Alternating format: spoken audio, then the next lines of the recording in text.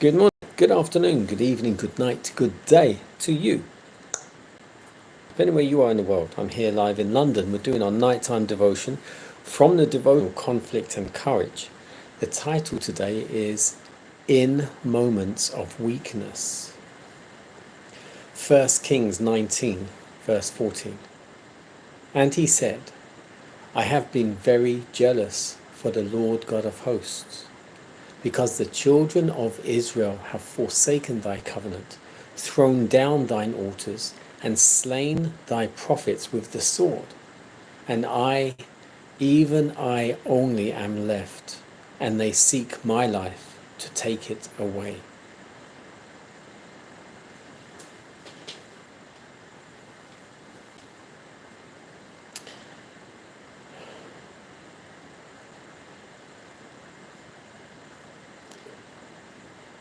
If under trying circumstances, men of spiritual power, pressed beyond measure, become discouraged and desponding, if at times they see nothing desirable in life, that they should choose it, this is nothing strange or new. Let all such remember that one of the mightiest of the prophets fled for his life before the rage of an infuriated woman. Those who, while spending their life energies in self-sacrificing labor, are tempted to give way to despondency and distrust, may gather courage from the experience of Elijah. It is the time of greatest weakness that Satan assails the soul with the fiercest temptations. He who had maintained his trust in Jehovah during the years of drought and famine, he who had stood undaunted before Ahab, he who throughout that trying day on Carmel had stood before the whole nation of Israel, the sole witness to the true God, in a moment of weariness, allowed the fear of death to overcome his faith in God. When we are encompassed with doubt, perplexed by circumstances, afflicted by poverty or distress, Satan seeks to shake our confidence in Jehovah. But God understands, and he still pities and loves. He reads the motives and the purposes of our hearts. To wait patiently, to trust when everything looks dark, is the lesson that the leaders in God's work need to learn. Heaven will not fail them in their day of adversity. Nothing is apparently more helpless, yet really more invincible, than the soul that feels its nothingness and relies wholly on God. Not alone for men in positions of large responsibility is the lesson of Elijah's experience in learning anew how to trust God in the hour of trial. He who was Elijah's strength is strong to uphold every struggling child of his, no matter how weak. Of everyone he expects loyalty, and to everyone he grants power according to the need.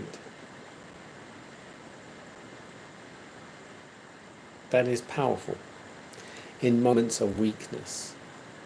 So this is pointing back again towards Elijah, when after all he had done on Mount Carmel, how he stood up for God in front of all of Israel, being the only one at that time, at that place.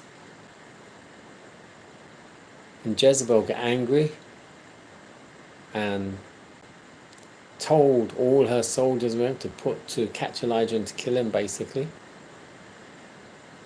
And Elijah ran for his life.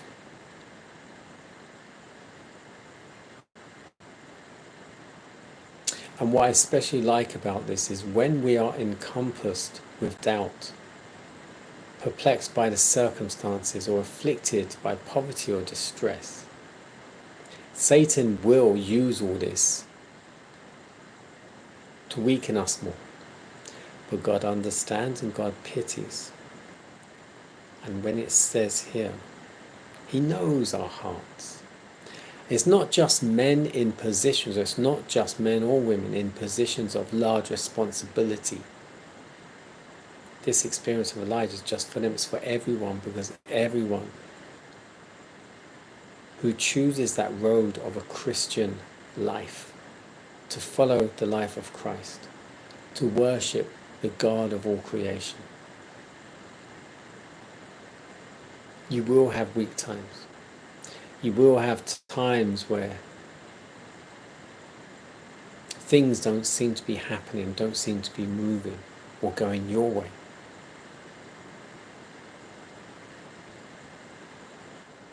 But there is the verse, be still and know that He is God.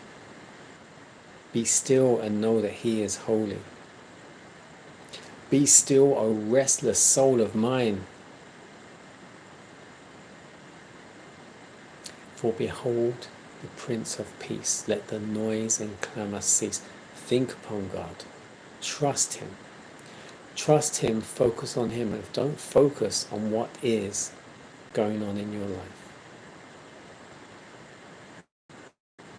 Think of all that He has done in your life for you. Look at all He has done around. Think how immense He is. Magnify Him. And be still and know He is God.